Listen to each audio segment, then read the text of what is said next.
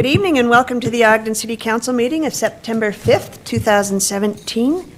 This is the 6 p.m. City Council meeting. Please note that all council members are present. With that, I will turn the time over to Vice Chair Heyer to do the Pledge of Allegiance. Thank you, Chair White. We've asked Councilmember Stevens if he would lead us in the pledge today, so at his direction, we will do so. I'll rise. Pledge allegiance to the flag of the United States of America and to the republic for which it stands, one nation, under God, indivisible, with liberty and justice for all. Thank you. Please take a moment of silence with me.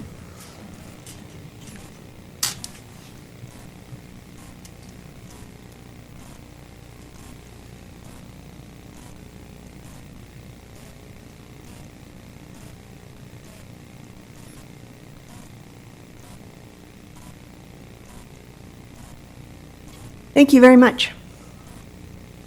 We have a couple of recognitions on our agenda for tonight. The first one is the Washington Heights Church. And I'm going to turn the time over to Vice Chair Heyer. Thank you, Chair White. It's my pleasure to read this recognition. This is the Ogden City Council and Mayor proudly recognize the Washington Heights Church for providing invaluable contributions to the Ogden community. Washington Heights Church has played a remarkable role in Ogden City. Throughout the years, they have completed multiple service projects within our community and throughout the world. Recently, Washington Heights Church remodeled 19 Ogden homes with the help of 750 volunteers from the church. These homes were repainted, repaired, and yards cleaned up. Homeowners who did not have the resources to make renovations on their own were selected through an application process with the help of city officials. Since 2009, the church and its volunteers have rehabilitated homes in Ogden, Morgan, and West Bountiful.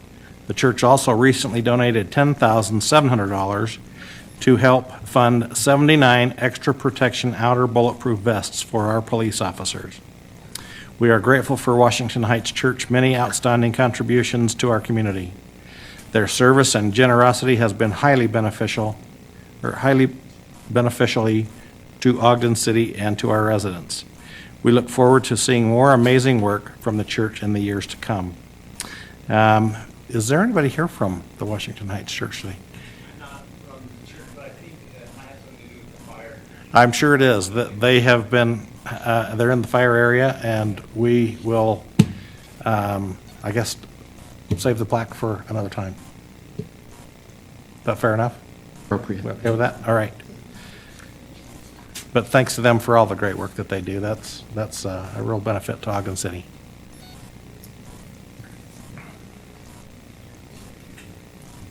All right, next on the agenda is the Ogden Christian Church. Councilmember Nadolski. Thank you, Chair White. I'm happy to read this recognition tonight. The Ogden City Council and Mayor proudly recognize Ogden Christian Church for providing invaluable contributions to the Ogden community. The Ogden Christian Church is celebrating a 90-year milestone. Formerly known as Ogden Japanese Christian Church, the institution was founded by Japanese immigrants in the early 1900s. Throughout the years, the church has held onto and celebrated its Japanese roots, while continuing to grow and serve those from a variety of cultures and backgrounds. Ogden Christian Church, situated in downtown Ogden, plays an integral role in the community. The church offers weekly worship, adult Bible study, and Sunday school for children of all ages. Its members have participated in humanitarian projects with other churches in the area and have provided an invaluable service that has left a lasting impression on our community. We express our sincere gratitude to Ogden Christian Church for being an important part of the fabric of our community. We wish them the best in all future endeavors, and we present this recognition on this 5th day of September 2017. I believe we have a representative here today to come and accept this.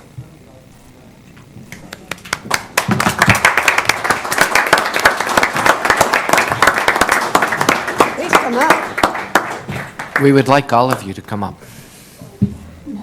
Start at one end and make your way across.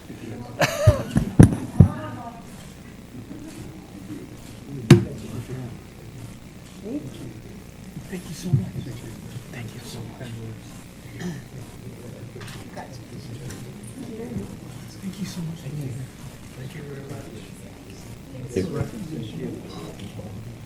Thank you. Thank you.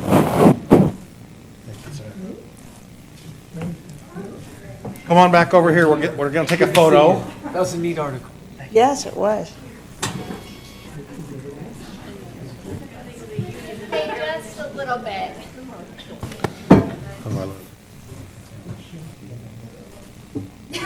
That's feeling better. Now,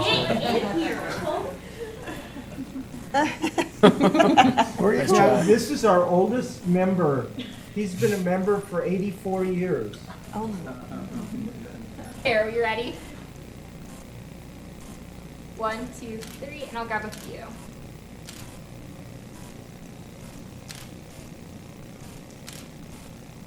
I think we're good. Thank you. Isn't it? Four You're of the trying to get 90? it, you're like, whoo, whoo, whoo. Yeah. Brittany.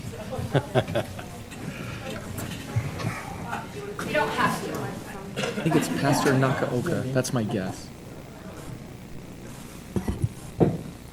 Hi, my name is Brett Matsamura. I'm the session chair for the Ogden Christian Church. And on behalf of our congregation, we'd like to thank the council for all your support over the years. And we continue to look forward to our ongoing support of the local community around our church, as well as extending our mission beyond the borders of the city. So thank you. Thank you. Thank you. And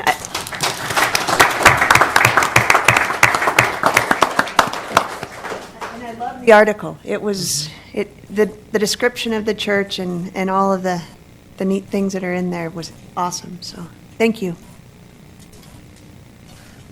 Okay. You don't have to leave. All right, next on the agenda is a request to be on the agenda, and it's the Ogden Police Department survey. I don't know who's going to do the introduction. Is that? Ichi, how are you? Happy to be with you again. So, it's my pleasure tonight to introduce Dr. Monica Williams from the Weber State University. Dr. Williams earned her undergraduate degree at the University of Colorado and Boulder, and then she moved on to University of California, Davis for a master's degree and doctorate degree. We've been fortunate enough to have her here with us at Weber State for the last 5 years in the Criminal Justice Department. I was looking for a partner to do a research project, and we've had a great relationship with the Center for Community Engaged Learning at Weber State, and Dr. Williams, through her efforts through the CCEL, reached out and partnered with us in this research project. So it's my honor to introduce Dr. Williams.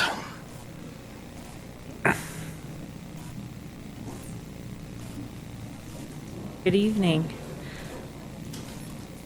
So as Chief Young said, I'm Dr. Monica Williams, and I'm in the Criminal Justice Department at Weber State. I also work with the Center for Community Engaged Learning, the Community Research Extension, where we have a program that we call the Community Research Team.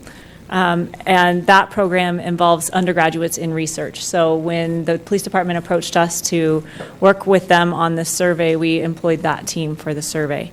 So what I'm going to do tonight is give you an overview of the survey, including a little bit about how it was conducted, volunteers, and where we went to ask people questions. And then we'll go through some of the more significant questions and talk about some of the findings in the survey. So I look forward to any questions you have as well. So in 2015, Ogden PD approached us about conducting a survey of public opinion in Ogden. And after going back and forth about survey questions and research design and those sorts of things, we conducted the survey in 2016, so just last year. Most of the surveys were administered between April and October of last year. So we included a total of 32 student volunteers. These are all undergraduates, and they devoted almost 619 hours to the project.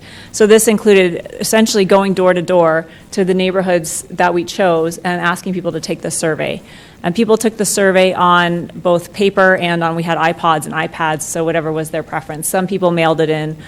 So we incorporated a lot of undergraduate students in the research. I like to include a few quotes. These are just from students who were involved in the project. I'm not going to stand here and read them all to you, but just to show you the kind of outcomes that come from student involvement in these kinds of experiences.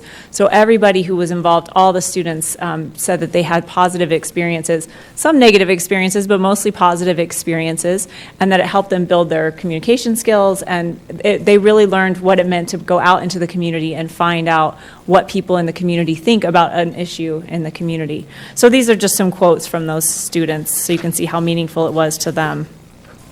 The first thing we had to do, aside from creating the survey, was to figure out where we're going to go to ask people these questions.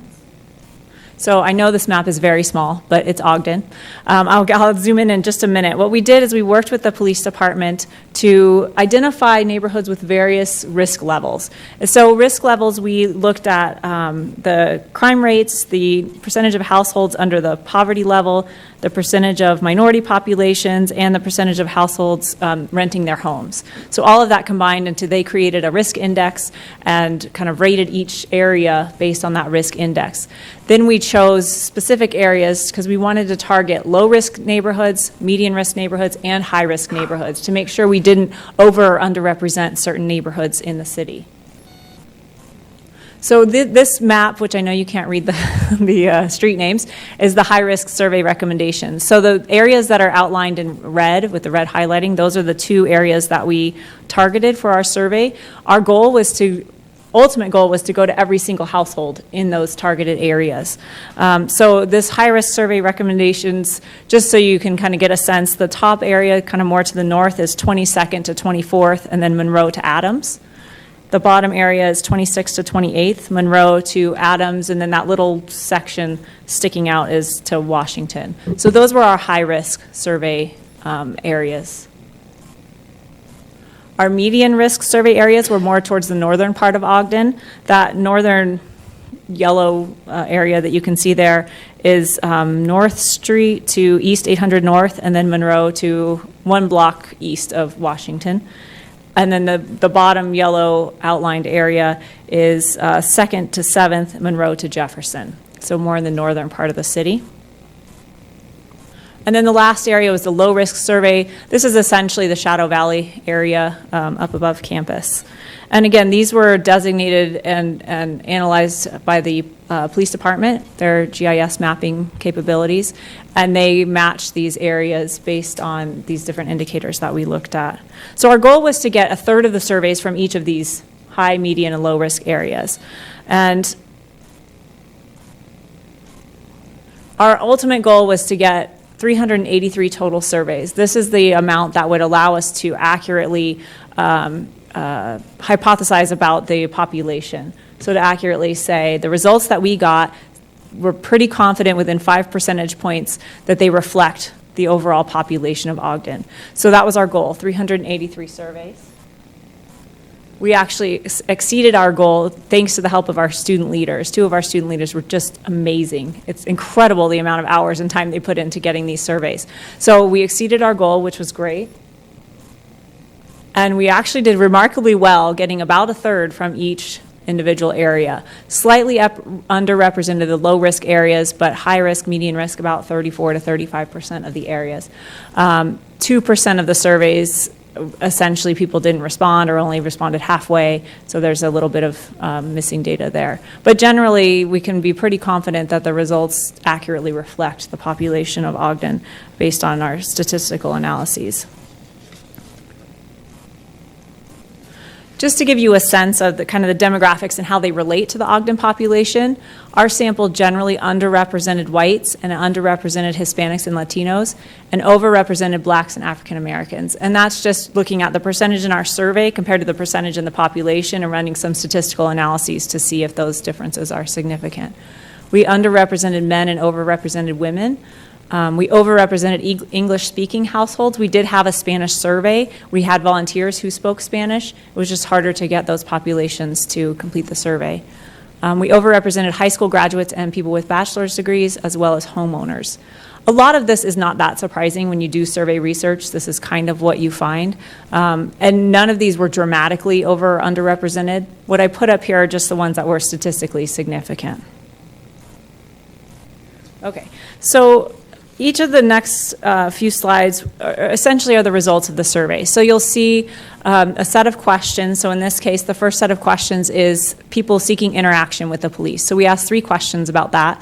The percentages in each cell are the percentage of people who gave that answer. So you can see from this one that most people don't seek interaction from the police. They don't have issues that they need to call 911. They're not reporting crimes, and they're not contacting the police to talk about neighborhood problems or to get information.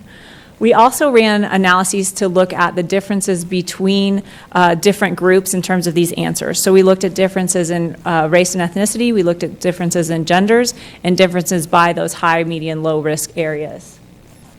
So what we found with seeking interaction is that people in high-risk areas sought interaction with the police more often than people in low-risk areas. But there were no differences with that median risk area.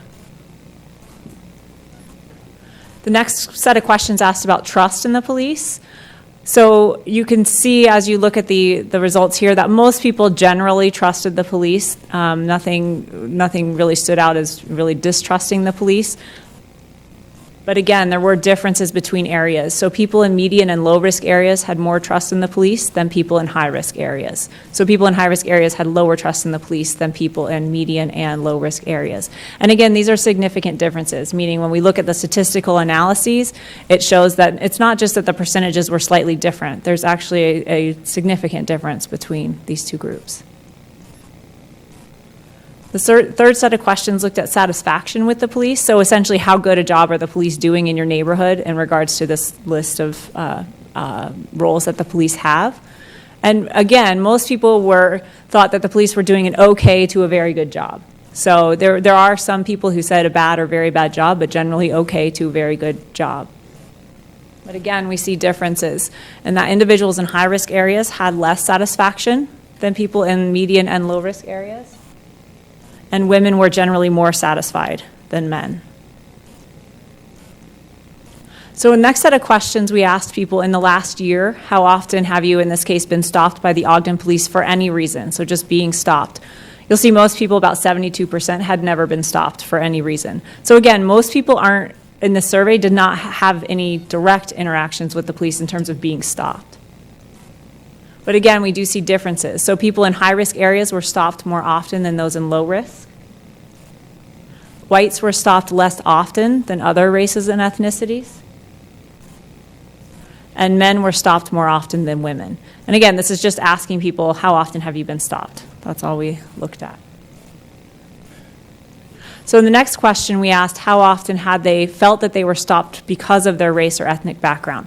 So this is their perception about why they were stopped. And you can see that most people, again, almost 89% said they never felt like they were stopped because of their race or ethnic background. So most people didn't feel that way. But again, we do see differences. So people in high-risk areas thought that they were stopped just because of their race or ethnicity more often than people in median and low-risk areas. And people who did not identify as white felt that they were stopped because of their race more often than whites. Can I ask a question here?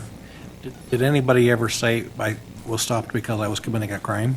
No, it was not one of the questions. And we didn't really have an open-ended, why do you think you were stopped? Oh, I see. Kind of I question. just kind of was wondering if that was one of the answers, because it seems like that would be maybe a logical answer to have in the mix. Right, and that's something, a lot of these questions we wanted to give just an overview question so that later on in other research projects we could go back, if we were interested in this question, we could go back and ask people, different people, but ask them to explain a little bit more. Okay. Yeah. Sorry to interrupt. No, you're fine. Okay, so the next set of questions is about more about perceptions of racial profiling. So this question, I should say all of the questions in the survey we took from other research projects. So these questions have been validated and shown to be reliable questions. And what we did with this question is we started with a little introductory paragraph saying that national media has reported that in some places officers are stopping people of certain racial or ethnic groups because the officers think those groups are more likely than others to commit certain types of crime. And then we said, based on that information, how much do you agree with the following statements? So the first question we asked them was that this practice was widespread in Ogden. And you'll see that most people were neutral to disagree on this question. So most people thought, oh, I don't really know, or I don't really think it's that widespread in Ogden.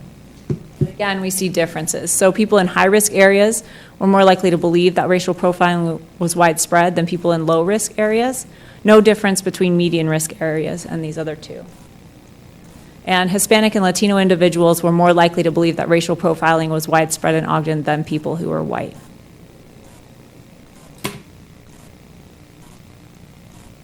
Then we asked about feelings of safety in their neighborhood. So essentially, how safe would you feel alone outside in your neighborhood at night? Most people, again, felt safe or very safe, or neither safe nor unsafe. As you might expect, there were differences between areas. So people in low-risk areas felt safer than people in high and median-risk areas, and people in median-risk areas felt safer than those in high-risk areas. And to some degree, this is to be expected because of how we chose the areas. In part, we chose them, and one of the indicators was crime rates, so it kind of makes sense that we'd see some of those differences. And then women felt less safe in their neighborhoods than men, which also goes along with research on women and feeling safe in their neighborhoods.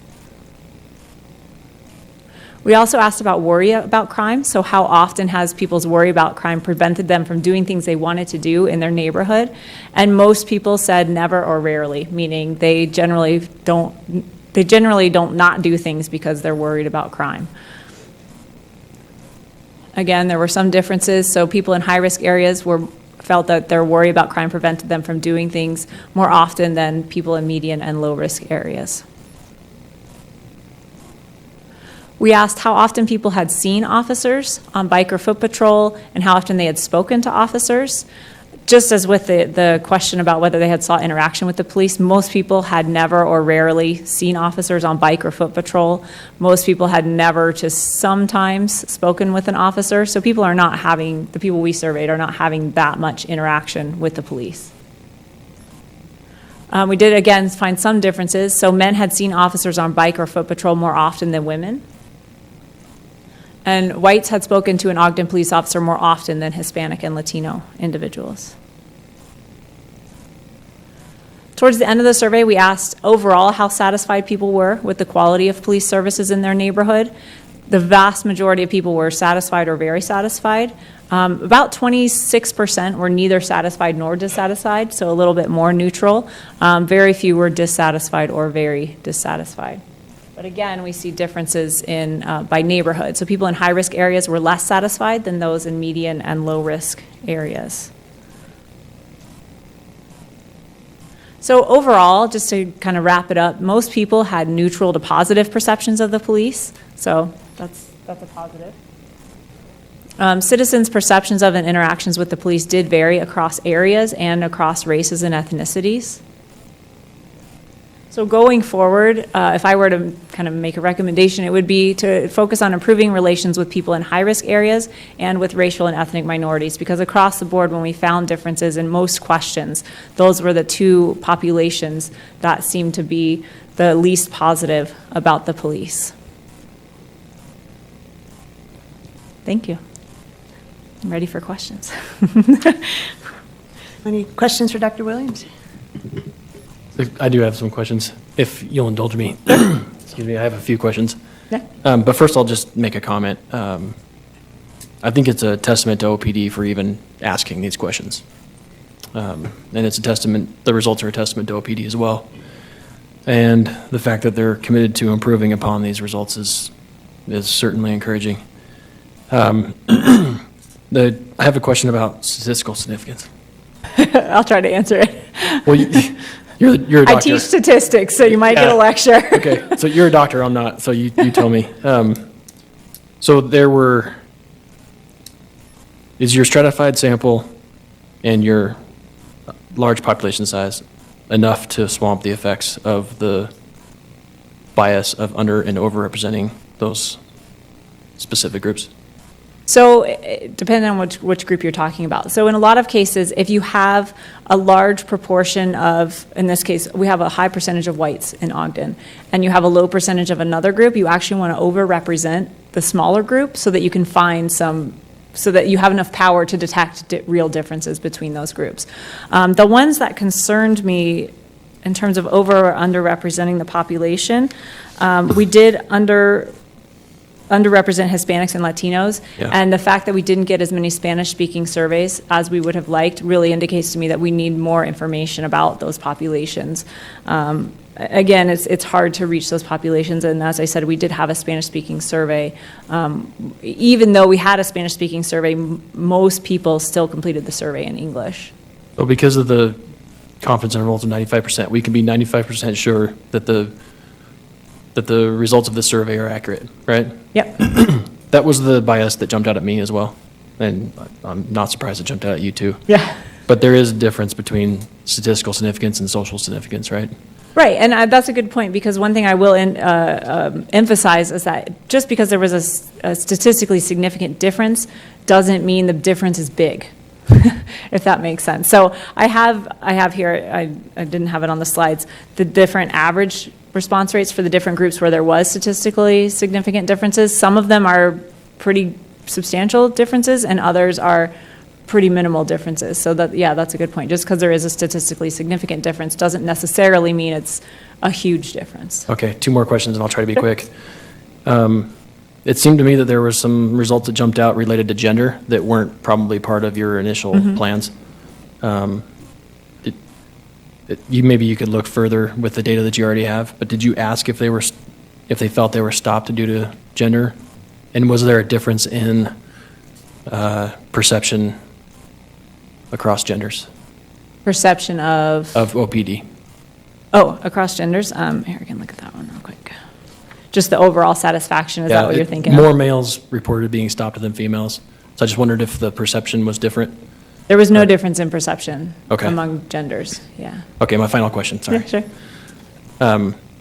As you created this, and I apologize for the questions, but this is the topic I'm most passionate about, is public safety. As you developed the survey, did you base the questions off of other surveys that were done? And if so, is there a way that we can benchmark where our police department stands versus other departments across the country? To me, with no experience in other surveys, it looks like their favorability ratings are pretty high compared to what I would expect in other departments. Is that? Yeah, so, well, there's 2 parts to that question. One is, yes, we did. Every single question on there, with maybe 1 or 2 exceptions, came from other studies that have been done. That said, we can't use this we can't compare our study to those other studies that have been done, partly because they don't use all the same questions, so we pull them from different places. Also because the sampling method is a little bit different across studies, but we can look at nationally. You get national estimates of confidence in the police and things like that. And actually, our results map pretty good to the national results in the sense of maybe not exact percentages, but people generally are pretty favorable toward the police. Where it breaks down is when you start looking at differences between race and ethnicity. So in that respect, it's pretty similar to the national. So there's some like meta-analyses of all those other cities and data that you can compare to, and That's a good question. So we're like right at or above, somewhere in there.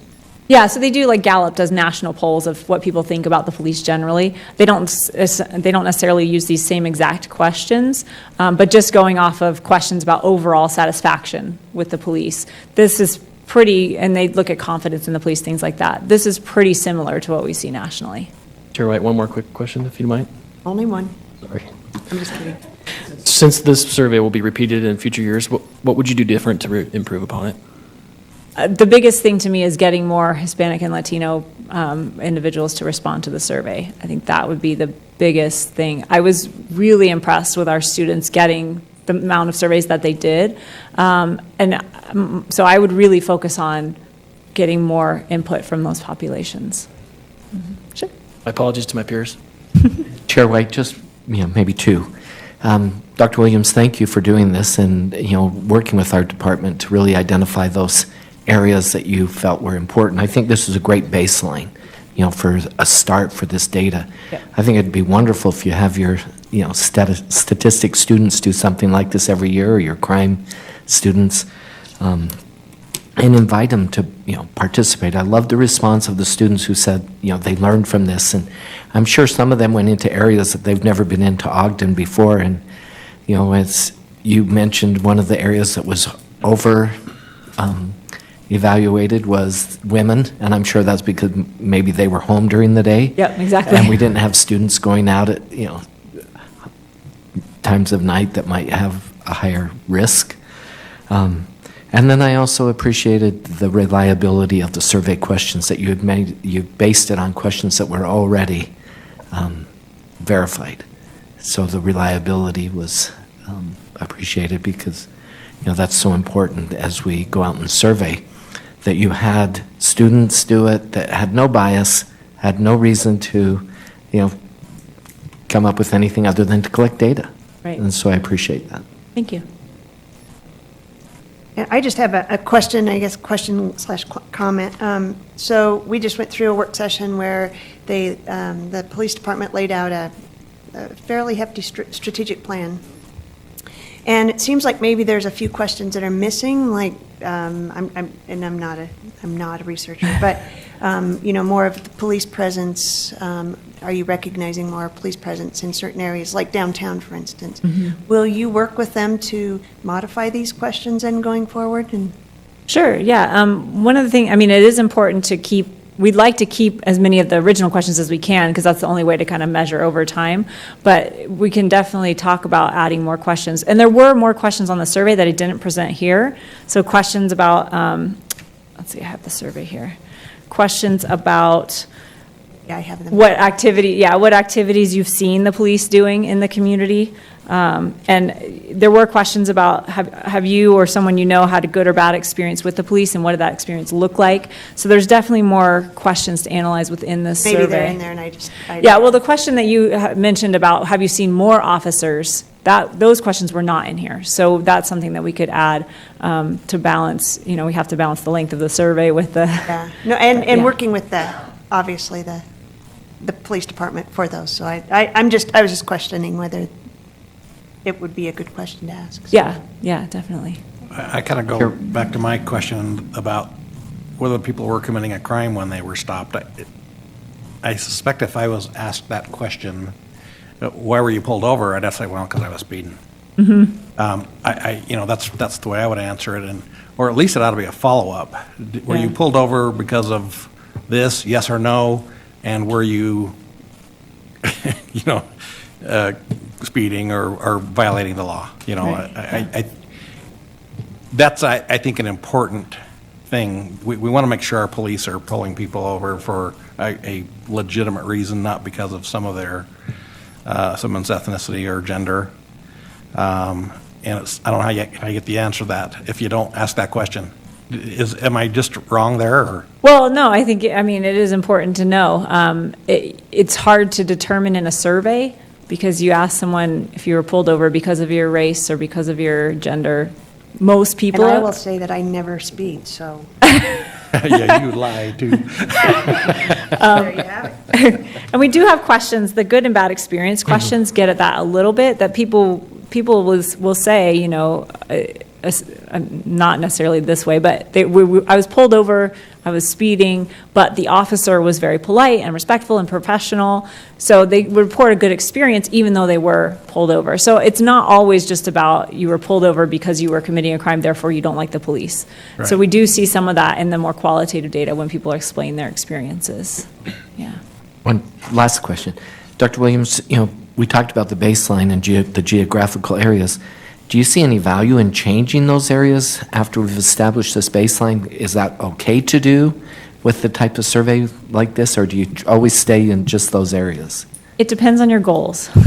So if your goal is to see, for instance, if your goal is to go, you have this baseline, as you said, and you're going to go into some neighborhood and you're going to try something new, and then you want to see if it worked, you have to keep the same areas. Even though the people are moving in and out, it kind of controls for all the things about an area that could impact people's relations with the police. So I would say if your goal is to compare across time, keeping those areas as similar as possible is really important. That's not to say we couldn't expand to other areas, but you wouldn't be able to say, even though another area might be labeled as high risk in that map, you wouldn't be able to say, well, last time we did this survey, high risk areas thought this, and this time they think this. If you change the area, you don't really, it's not as strong of a comparison. Great. Yeah. Thank you. The reason I like the survey it's a third in each of the categories, and I think that pretty well levels the playing field in that aspect there. But in your experience, it seems like that trust and racial profiling. Do you have any recommendations how you could build that within our police department? I know the survey shows a little bit in this that in the higher risk areas that was more prominent than the others. That's a good question. It's kind of a big question. So I would say in terms of building trust within those high-risk areas, is that kind of your question? How do we do that? I would say more positive interactions. So research shows that one negative interaction with the police takes about 3 to 5 positive interactions to offset. So if your only interaction with the police comes in some kind of negative context, you have to have a lot more positive interactions to offset that. So it's not just a one-to-one balance. So the more we can do to facilitate positive interactions between whatever communities we're trying to target and the police, that would be the way that I would go with it. Yeah. Thank you. Why did I have a procedural question? I'm told that I've exceeded my 13-question limit tonight. Would you allow one last comment? I just want to tell you I've been involved in some research. I'm not very good at it. That's why I'm in this seat instead of yours. But I do know that there's a difference between theoretical research and applied, and that your research today is very much applied. And I want you to know that I took keen interest in the results, and I'm gathering that my peers did as well. And so I'd ask that, one, I just want you to know that the work that you've done is very valuable. Thank you. And it's very valued by me and by others. But I also ask that you bring that back to your colleagues and your students. Okay. To impress upon them the importance of the work that's been done and that it will be used. This isn't something that was just presented and put on a shelf. This is important information for our community to know. And it's going to make OPD better, and it's going to make Ogden better. Thank you. So thank you for that, and thank you to Chief Watt and the rest of your leadership team for even asking these questions. I think it shows courage and leadership. Thank you. Thank you. Thanks. We look forward to seeing you again. Thanks. Me too. All right. Next on the agenda is Ogden City Arts Committee. It's a common consent item. Chair White, I move that we adopt the item under common consent. Second? Motion by Councilmember Garner, second by Vice Chair Heyer, to adopt the two names to the Ogden City Arts Committee. This is a voice vote. All in favor? Aye. Any opposed? That passes. All right, and next is the approval of minutes, the regular session of December 6th, 2016. Councilmember Stevens. Yes, Madam Chair, they're correct. The joint work session of December 6th, 2016. Councilmember Blair. Yes, thank you, Madam Chair. I have reviewed the joint work session of December 6th, 2016, and found them to be accurate. And the regular session of January 3rd, 2017. Councilmember Garner. Yes, Chair White, I've reviewed those minutes and found them to be correct to the best of my recollection, and I make a motion that we approve these minutes as presented. I second it. We have a motion by Councilmember Garner, second by Councilmember Stevens. This is a voice vote. All in favor? Aye. Any opposed? All right, those pass. Next on the agenda is public comment. This is an opportunity to address the council regarding any concerns or ideas on any topic. Is there anyone in the... Hello, I'm Kerry Wayne, 309 South, 1200 West, Marriott Slaterville.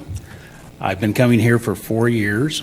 I've been asking for some things to happen in my neighborhood that I think Ogden City is the cause of. It's very emotional for me because it's like somebody setting a fire down the street from you and you're just watching it burn. And I think that, like I say, you're the body that has the matches. I think you could actually take a minute and address these things. I saw 2 weeks ago, you handled food carts in front of churches. That's, to me, that's a solution looking for a problem. I've never seen that happen. Again, last week, Greg brought up civility and land use. I thought, okay, he opened the door. I think I can talk about it. Again, Greg, I like him. He's a really nice guy. He does a nice presentation. I think his heart's in the right place. But again, he's like the gentleman who says, my employer will give you thousands of dollars, will see that you receive thousands of dollars if you just sign up to this. And then later on, you find out that he works for the devil, and that your family was murdered and they had to settle it through a lawsuit. There's your thousands of dollars. I'm not asking for a lot. We had a meeting with Blake Wallen. He did not keep one single word of what he committed to. And I think it's not right. I see twice as much construction. Last Tuesday, 4 o'clock in the morning, they're out there going for everything they're worth, over there on 6th West and 4th North, pouring concrete. It's got to be affecting the people in your city as well, because all those homes along there, I mean, I like waking up the birds, not the construction equipment being repositioned. That's all I get anymore. The motorcycle racing, I called the helpline. Again, no help. They don't even know where Ogden is. So I end up calling on Monday, getting hold of Kevin because Blake's out of town. And they said, well, that's really nice to know. I go, nobody told you? You've got security there. There is no security there. Alarms, when I talked to Blake about why I wasn't invited to the planning for over there at BDO, it was over an alarm. The sewer alarm was going off for days.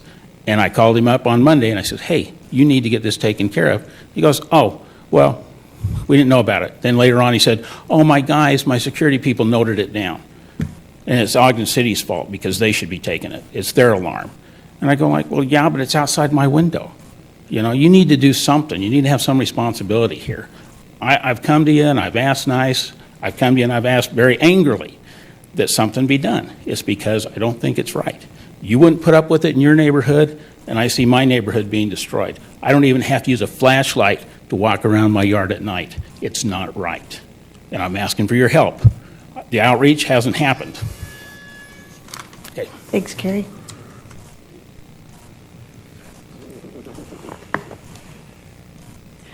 Are we doing communications with the neighbors around the BDO? We are, and Mr. Wayne's had plenty of opportunities to meet with Mark Johnson. He's got Blake Wallen's cell phone. I'm not exactly sure what he's looking for, and my comments when it came to me is that I really do believe the great thing about our democracy is there are forums for people to come and express themselves regardless of how misinformed or offensive they choose to be sometimes. You've come in on a number of different occasions. We've done everything we can to help address that. I don't think it's reasonable to say we're going to flip the power switch at BDO, which would create all your security issues tenfold. We're happy to have conversations, but they need to be reasonable conversations and not threats. I think we've gone out of our way to put you involved in front of as many people as we can, and we're happy to continue to do that. But communication is a two-way street. So you're certainly welcome to call our office, and we're welcome to bring you back in and meet with Blake and do what we can to mitigate it. I think we've made a lot of efforts to mitigate it, regardless of what you come and choose to talk about here, and we've done that with everybody. So you're certainly entitled to your opinion. We appreciate it. I believe that we've done a lot to help mitigate those issues and to keep you informed. Thank you. All right, comments from the mayor? I would like to express my appreciation for Weber State and for seeing Chief at the back of the room, how Ogden City Police Department represents this community. I also think today was a phenomenal example of just how unique public safety is in overall quality of life for everybody. That fire came up and people swept in from 4 different counties. I think they had over 80 firefighters and police. I know our guys were blocking streets and helping assist with that. Had a whole bunch of trucks, brush trucks, everyone else coordinating efforts, so as few people lost homes and experienced that tragedy as possible. But it really does bring home just how unique the sacrifices our public safety people bring to bear every single day to allow us to raise our families, live in a phenomenal place, and to do what we do. So I think today, more than any other, it really does resonate just the unique sacrifices they make and their willingness to put themselves in harm's way to take good care of us. So our appreciation to everybody that chooses to put on a uniform every single day. Comments from the council members? Can I add to the comments, the mayor's comments? I was headed down Highway 89 and was stopped by the the closure to traffic. And as I was turning back, I was headed back for home because I couldn't get to where I needed to go in time. And engine 2 was headed out. And, you know, you're used to seeing emergency responders go back and forth throughout our community, but it's different now that I'm in this role, and recognizing a face or two in that engine, it makes a difference. And it's important that they know that we're thinking about them and praying for them every day, and that we appreciate what they're doing. Thanks.